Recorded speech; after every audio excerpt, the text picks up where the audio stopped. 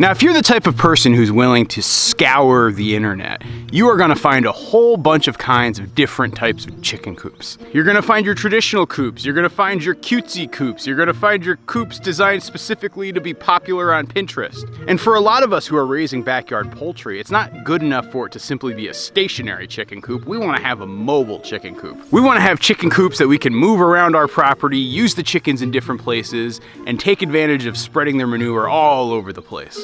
And when it comes to mobile chicken coops, there's a whole host of options too out there.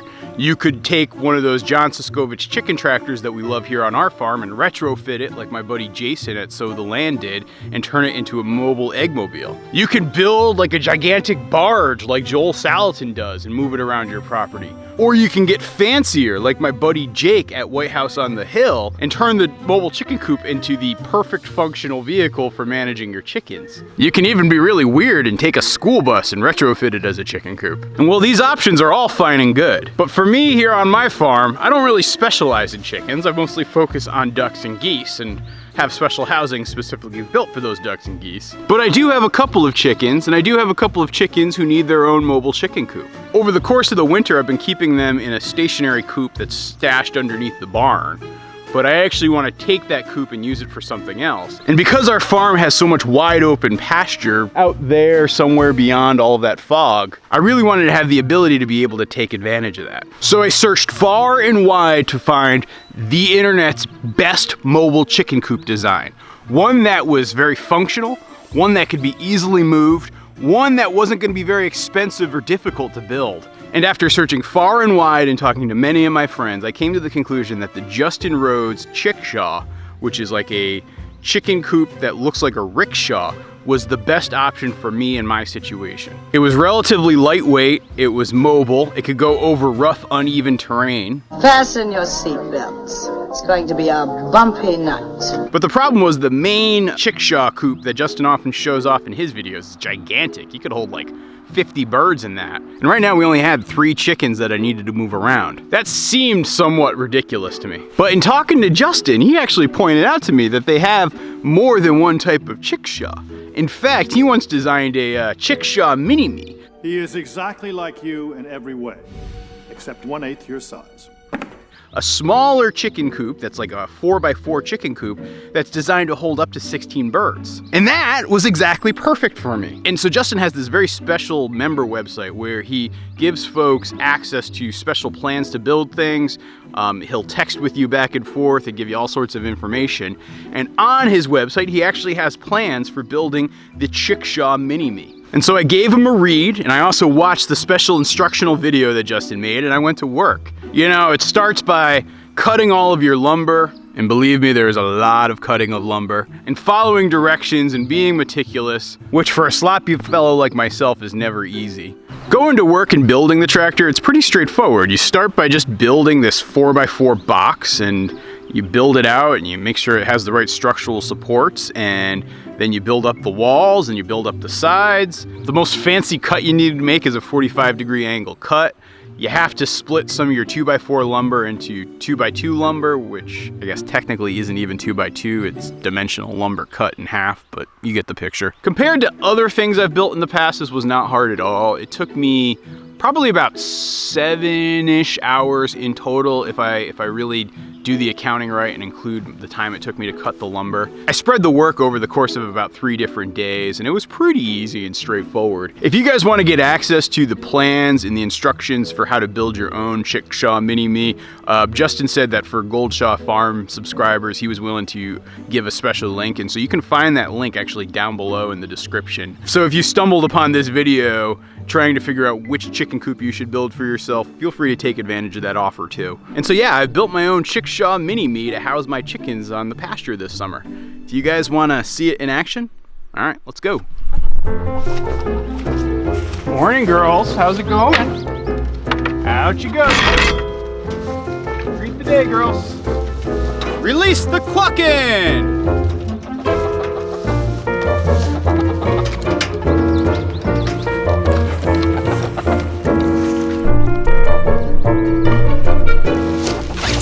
Look at all that fresh pasture. Do you see it? Oh yeah, it's gonna be another good day. So yeah, this is my chickshaw mini-me. Pretty cool, right? As far as the design goes, you can see it's pretty spacious in here. Got a little bit of chicken turds right there, but that'll fall right off and get right through the floor. There's their nesting boxes right up there. It's coated in hardware cloth and metal roofing, so that keeps it nice and airtight. It's got a removable top, so if you ever want to try to like get in here and open it up, it's very easy. Just like that, boom. It's got these never flat wheels. I actually couldn't find the version that Justin specified in his plans, but I found these that work pretty great right online. Also, just because I'm super predator paranoid, I actually took some hardware cloth and put it on the inside of the milk crates. You might want to think about doing that as well. I'm always looking to predator proof everything to its fullest extent. But yeah, I am very happy with this thing. It's pretty darn cool. The chickens seem to like it too. They've been using it for a couple of days now. No issues whatsoever. The chickens can go underneath here too if they need predator protection from aerial or they want to just get out of the rain. Isn't that right, Dottie? Toby definitely approves of the design of it as well. For those of you guys wondering or new to our channel, that's Margie the murder chicken. She was one of our first chickens, hatched out 6 chickens from eggs. And she's the only survivor. I think she actually engineered the death of several of her siblings. So that's Dottie right there, the leghorn with the dots on her. And then that is Blanche, who in a previous video I actually misidentified as Sophia. I guess I sort of confused my golden girls. And if you threw a party. They were gifts from a friend of ours and we're really appreciative of them. And the best part about this chicken coop is it's wicked easy to move around our hilly pasture. Just like that. Do it one-handed.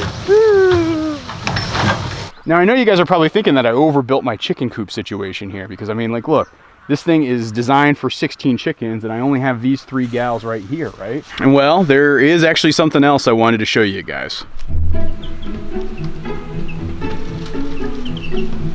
So yeah, we got more chickens. You know, Allison and I had been talking about how much we enjoyed having chickens, even though we never intended to be people who enjoyed having chickens. And so we decided to get 11 more little baby chicks. So ultimately we're gonna have a flock of 14 layers. Really, it's for food for me and Allison, our friends and family. It's got nothing to do with the actual enterprise of the farm itself. Ultimately, as these little birds grow up, we will actually put them out there with Margie and Blanche and Dottie, and they would make one big layer flock. We decided to get a mixed batch of chickens, just a whole bunch of different varieties. I'm not even gonna tell you what breeds these birds are. You can try to figure them out in the comments, and if somebody guesses right, I will try to do my best to respond and say, yes, you're right. Ultimately, when they all grow up, you'll know what they are, and I'll tell you. But for right now, I'm gonna keep it just a little bit of a mystery. They're about 5 days old right now. I got them from a hatchery who sent them to us in the mail. You can already see they're starting to get their feathers. They grow up so darn quick. There's 11 little chicks and 9 different breeds, and I believe they are all gonna be females. Got the simplest brooder setup. It's a brooder that's way too big for them, but it's fine because they'll be able to fully grow up in this space. Using the brooder plate that the goslings no longer need, and they got some food, they got some water, they got some sand. They got everything they need. I will admit, compared to ducks and geese, chickens are way easier to brood, no question about it. Okay, buddy. Shh. Gotta get down from there. Come on, gotta get down. Gotta get down. Release the Kraken!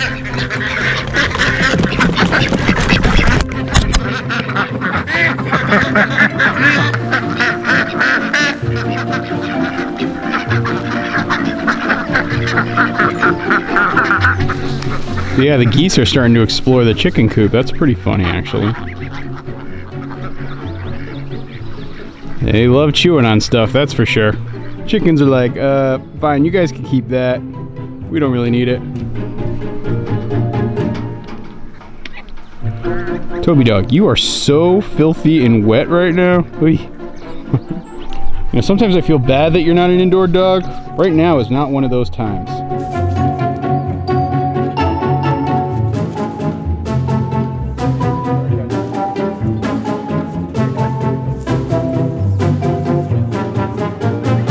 So at this stage of the game, the farm has sort of evolved into its summer configuration. I think it's really important to have very distinct configurations for your farm that's driven by the season.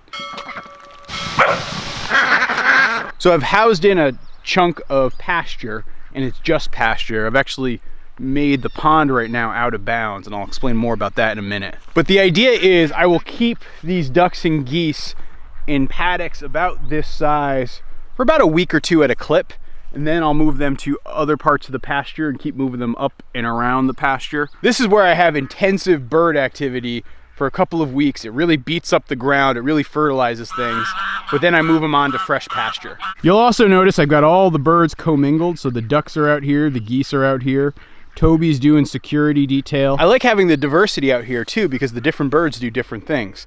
The geese are munching down the grass. The ducks are going through here and eating a lot of insects. The chickens are just kind of going in and creating some general disruption and also eating a lot of insects. And so that mix of things I think is going to help the pasture. Long term, I want to have like a big ruminant, like a cow out here as well. And if I have the ducks and geese and the cows and the chickens all working out here, I feel like this could be a recipe for great healthy pastures. At night, I lock everybody up in like chicken tractors, like the one you see right there. I let Toby run free out here so he keeps the predators away. And it's starting to feel like I'm getting a system down in place. For me, it's kind of gratifying to see all this happening all at once. It's like I've been envisioning this and sketching about it and talking about it for years at this point, and so to see it finally come to fruition like this is just kind of cool to me. And at this point, we're selling out of all of our eggs, and we're taking reservations for people to order geese, and so it's just kind of cool to see the farm sort of all coming together right now. Look at those baby goslings. They used to be so tiny. They're making the leap to geese now at this point. They are very fascinated with the chicken coop.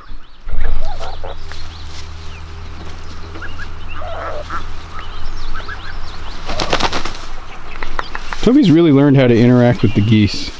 I'm very happy with that. So I will say one thing that has not been going well with the farm is the pond. So as you guys may recall, my buddy Alfred and I dug this pond last year. I very much didn't worry about it filling up for the first several months. My plan was to have the big snow melt from the pasture and all the water that comes down flow down into the pond and let it catch. As the snow melted and as the spring started, it worked perfectly. I was really happy with it. But then we just got a spell of not much rain and hot temperatures. It dwindled down to, I don't know, at this point it's probably about half, maybe a third full. I think I'm gonna have to go back to the drawing board on it, to be honest. Ultimately, I think I'm gonna need to line it with clay of some sort and figure out some sort of aeration system too, so it doesn't get too stagnant. Then from there, I'll add some more water plants and stuff.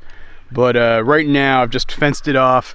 I'm gonna see what it does over the next couple of weeks and probably reconfigure it just a little bit. But that's really part of doing this whole farming thing. It's a little bit of trial and error and testing things out. It's why I haven't gone too big on any one thing just yet, because I want to learn and I want to figure out what's the right mix of things, and in being comfortable with failing and then evolving it and learning from it. And so that's very much what we're trying to do here at Goldshaw Farm. So the two sets of birds that I haven't put out on pasture fully yet are my baby goslings.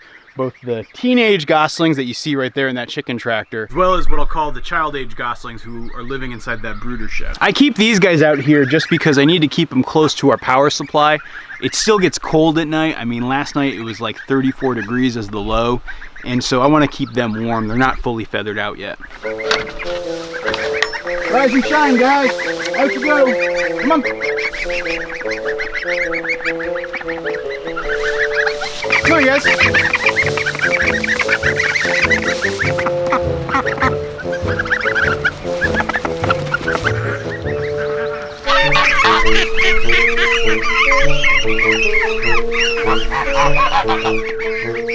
You guys stop ganging up on the little one. Stop, down, go. Bullies, get out of here. Go. Get out of here. Go, boys. I'm still not sure how I'm gonna mix all these birds together. The pilgrim geese, I really wanted to mix them all together and make one flock, but the adults are really ornery with the younger ones. Like, I'm noticing that they're not like violent, like really dangerous, but they definitely put the scare into those little goslings and chase them around. And by the way, you might be noticing that I'm actually short a couple of goslings. So I actually sold 2 more gander goslings to some friends. I've been trying to move these birds slowly but surely so that they can get good homes. My plan is for the ones that I hatched out to actually use them as breeding stock. And so I'm selling off most of the males to keep a little bit better genetic diversity. My goal is to actually try to acquire a few unrelated male ganders over the next couple of weeks and months to mix them in with the youngsters, as well as maybe even mix 1 or 2 of them in with the oldsters. And if I could create one big flock of, say, 13 or 14 pilgrim geese as a breeding flock, and then we would have a ton more birds next spring. And so I'm working on that one, but it's still a work in progress. For the time being, I have them living in the chicken tractor out here on the pasture during the day.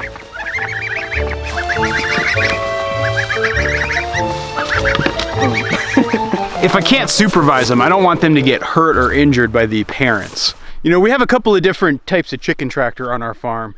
We have the traditional John Siskovich model. We have about 2 of those now. We had the 3rd one, but that got destroyed in a windstorm.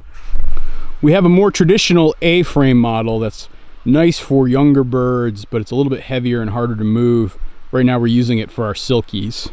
And then we have this tractor right here, which I'm using to house the teenagers at night because it can be closely connected to our power line. This chicken tractor is kind of a hybrid model. Like, this chicken tractor is if you took the John Siskovich traditional model and it started dating the Joel Salatin kind of flat chicken tractor model. They fell in love, they got married, they worked for several years to try to have children, didn't have much luck, ended up going to a fertility specialist, and ultimately had a baby, and that baby would probably be this chicken tractor. It's low and roughly about the same size as of a Joel Salatin tractor, but it's got this peaked roof, which makes it nice for taller animals like geese. My goal in designing and building this thing was to try to create a model of chicken tractor that was simple and lightweight. You know, you'll notice that it has the conduit roofing supports with the chicken wire and tarp, which is exactly like the John Siskovich model. My goal in doing this versus just building a full John Siskovich model was I wanted to try to build something that was a little bit cheaper and a little bit easier and lighter weight. And so the weight of this thing is about half the weight of a John Siskovich full model, which is kind of nice. And so what's really nice about those conduit roofs is that they like weigh nothing. I still have a little bit more work to do with it. It's not 100%. I'm gonna try to build a second version of this. I'm gonna have a need for a lot of chicken tractors over the next couple of years. And so having lots of extra models and some things that I've experimented with, I'm totally cool with keeping.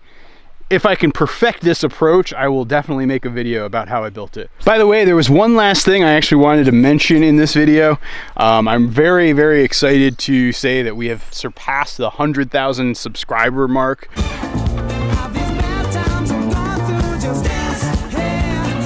I gotta say, I'm very humbled by that experience. It never occurred to me that this many people would actually enjoy watching the trials and tribulations of life here on our farm. You know, as we try to find our way and figure out what works to make a working farm model and go from being a guy who had no business being on a farm to an honest to goodness farmer. It's been quite the journey so far. We got a lot farther to go, but it's been really cool that you guys have been able to watch, and I've been able to build so many friendships and connections with you. It means the world to us that you guys are following along on this journey. So thank you, thank you, thank you, thank you, thank you.